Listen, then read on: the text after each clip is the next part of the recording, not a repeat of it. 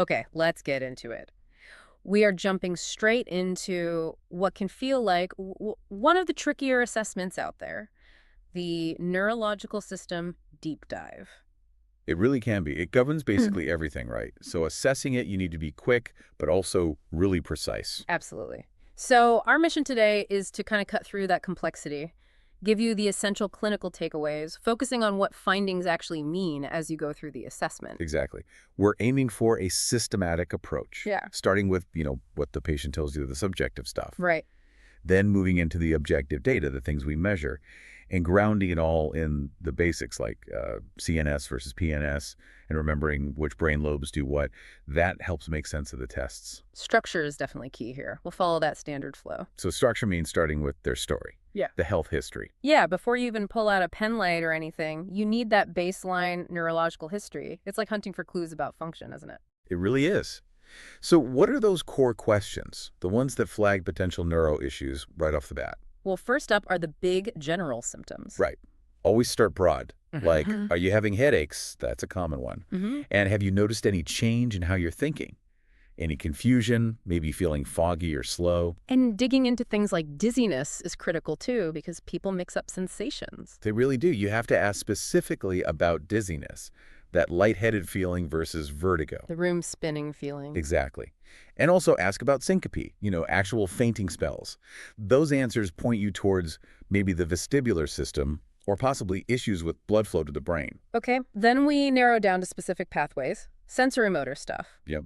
Got to drill down. Any numbness, Hmm. loss of feeling, changes in smell, taste, vision, hearing, touch the five senses. And that sense of smell, CNI, that can be an early flag for some conditions, can't It's it? huge flags sometimes, yeah, especially in some neurodegenerative diseases.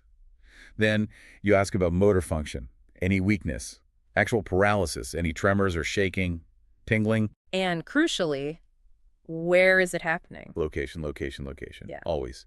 And finally, tie it all back to their life. Are you having trouble walking? Or doing basic things, the activities of daily living, ADLs? Got it.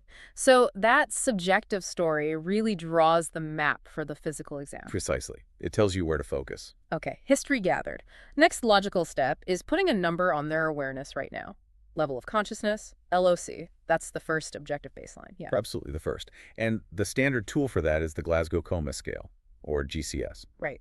Everyone knows the GCS.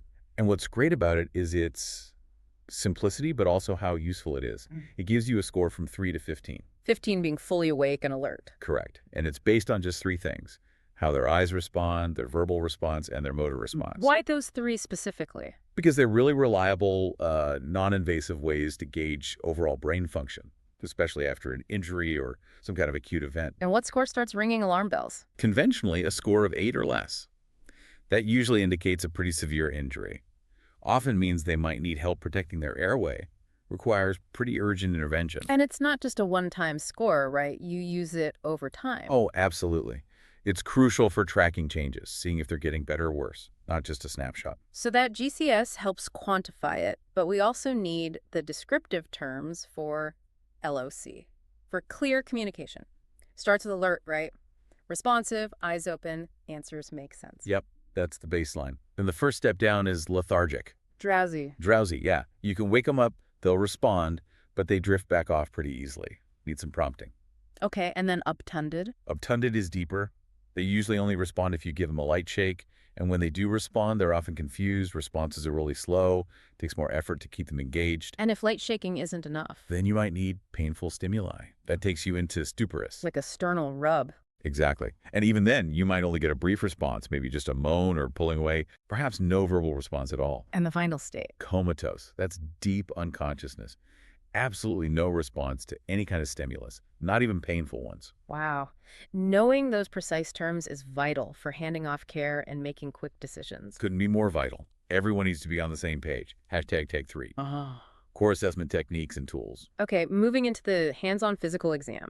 We're switching from observing to interacting, testing those sensory and motor pathways. We don't need a full list of every tool, but what are the main types of things we're testing? Right, we're really testing 4 main areas. Sensation is one. Like light touch. Light touch, yeah, using maybe a cotton ball. But also the ability to tell sharp from dull. That tests different nerve pathways. Okay, sensation. What else? Vision's a big one. Need to check their visual acuity, how well they see, and also how their pupils react to light. That hits CNTA and the nerve-controlling eye movement. Hearing and balance too, right? Definitely. And finally, reflexes. Those deep tendon reflexes. Got it. Sensation, vision, hearing balance, reflexes. Now, speaking of visual cues, we have to talk about posturing, because seeing that is an immediate red flag for severe brain injury, decorticate and decerebrate. Oh, absolutely. These are really grim signs. They indicate a major disruption in the brain's communication lines.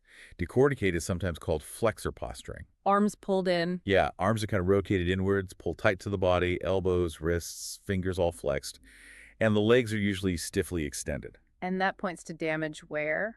Typically indicates damage above the midbrain, closer to the cortex, the higher levels. Okay. And decerebrate. That sounds worse. It generally is more ominous. It's called extensor posturing. Here, the arms are stiffly extended down by the sides, rotated inward, hyperpronated. Legs are also hyperextended. And the location of damage, This points to damage lower down in the midbrain or the brainstem itself. which controls vital functions. Exactly. Breathing, heart rate. So injury there usually carries a much worse prognosis than the damage-causing decorticate posturing. Seeing either is a neurological emergency. #tag testing cerebral and cerebellar function. All right, let's shift gears a bit to higher functions. Thinking, memory. That's cerebral function, involving those big lobes like the frontal and temporal lobes, right? Correct, especially the hippocampus for memory formation. And we can't just ask, is your memory okay? We need to be more specific. How do we break that down? We usually test 3 types. Immediate memory, super short term. Ask them to repeat a string of numbers right back to you, maybe 5 or 6 digits. Okay. Then, recent memory. Give them 3 unrelated words like apple, table, penny early in the exam.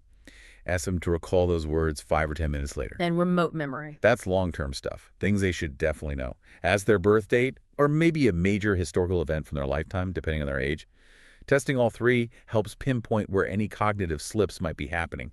Makes sense. Now, moving from the cerebrum to the cerebellum, that's all about smooth movement. Exactly. Balance and coordination. The cerebellum fine-tunes everything. So how do we test balance? Start simple. Just watch them walk normally. Observe their gait. Is it steady, symmetrical? Then make it harder. Yep.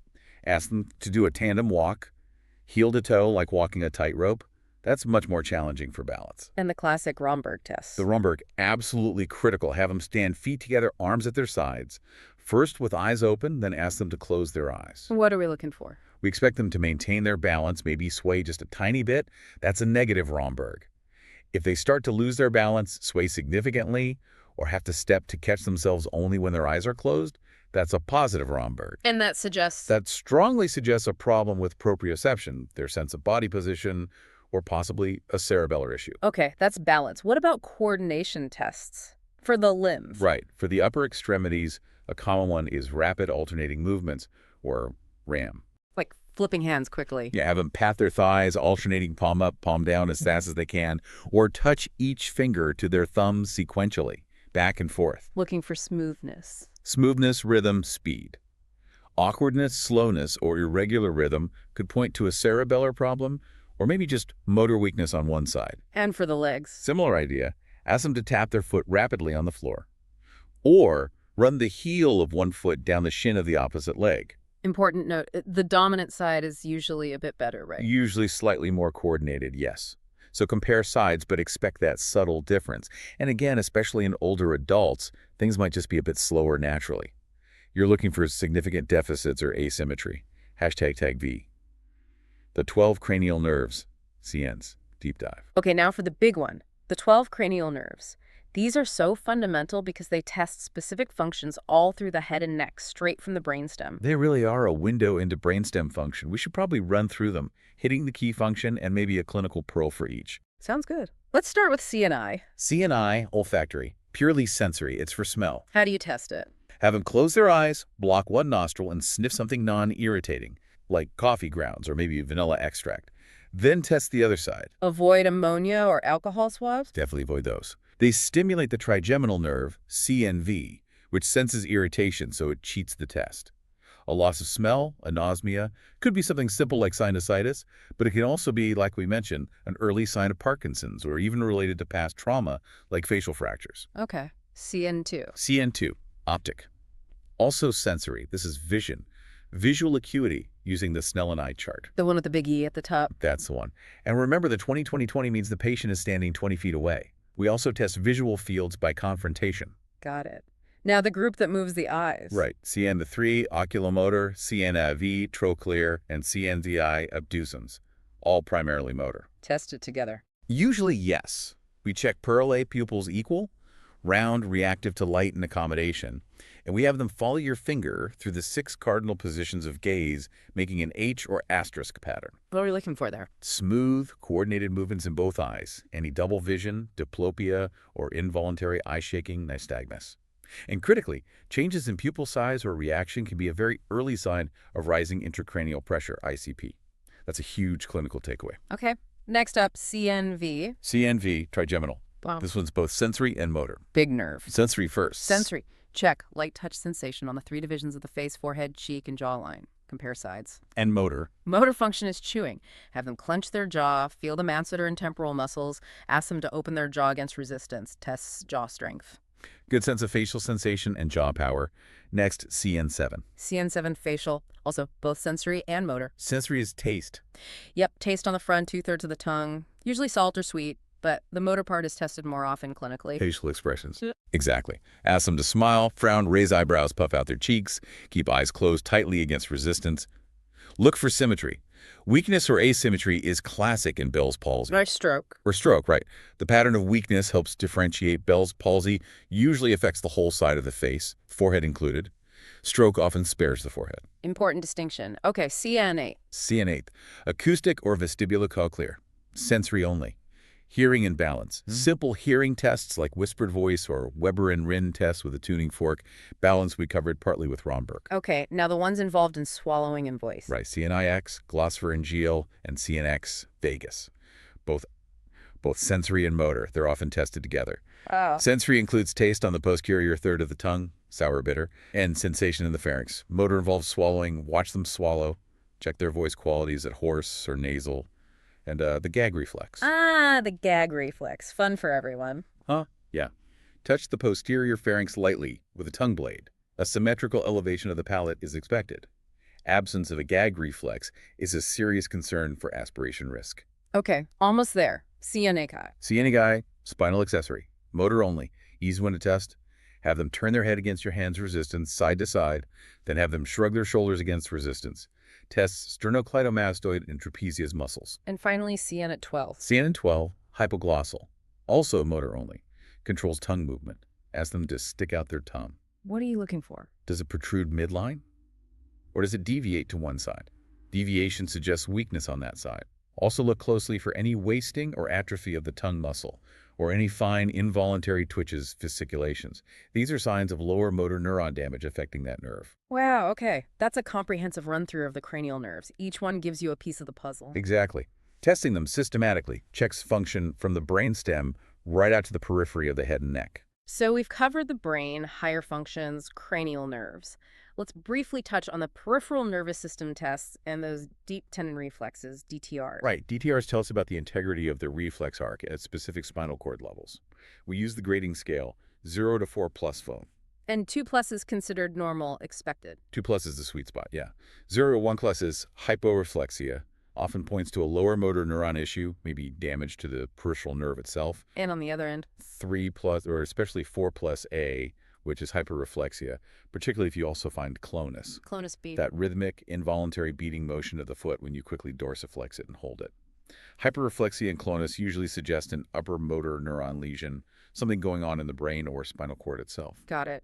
And other PNS sensation tests beyond just sharp dull. Yeah, we do more refined tests. Yeah. Graphesthesia is one. Can they identify a number or letter you trace on their palm with their eyes closed? Tests cortical sensation? It does. And stereognosis, can they identify a common object like a key or a coin placed in their hand just by feeling it, again with eyes closed? Problems here can indicate issues in the sensory cortex. And if basic sensation like touch or pinprick is dull or absent, especially way out in the fingers and toes, you start thinking about peripheral neuropathy. So this whole systematic check history, LOC, cranial nerves, motor, sensory, reflexes, it helps us categorize the big potential problems, right? Things like CVA or stroke. Definitely. Or identifying patterns of weakness or paralysis, like hemiparesis weakness on one whole side of the body, or quadriplegia paralysis affecting all four limbs, usually from a high spinal cord injury, paraplegia affecting the lower limbs. And we absolutely have to put these findings in context, especially with older adults. Hugely important. We mentioned things often slow down with age. Sensory neurons decrease in number and sensitivity, so their sense of touch might be naturally diminished. Balance can be less steady too. Impaired balance is common. Fine finger movements might be slower. Reflexes often diminish. That Achilles tendon reflex at the ankle might just be absent, and it doesn't necessarily mean pathology in an older person. And crucially, not every neurological symptom in an older adult is a primary neurological disease. That's a critical point from our sources. So many deficits we see, confusion, imbalance, weakness, sensory changes, can actually be caused by things that aren't primarily neurological. Like what? Adverse effects from taking multiple medications, polypharmacy, nutritional deficiencies, especially B vitamins, simple dehydration is a huge one, or even cardiovascular issues affecting blood flow to the brain. It really underscores how connected everything is. The brain doesn't exist in a vacuum. Not at all. Its function is deeply tied to the body's overall chemistry, hydration, and perfusion. Hashtag tag outro. Okay, that brings us nicely full circle.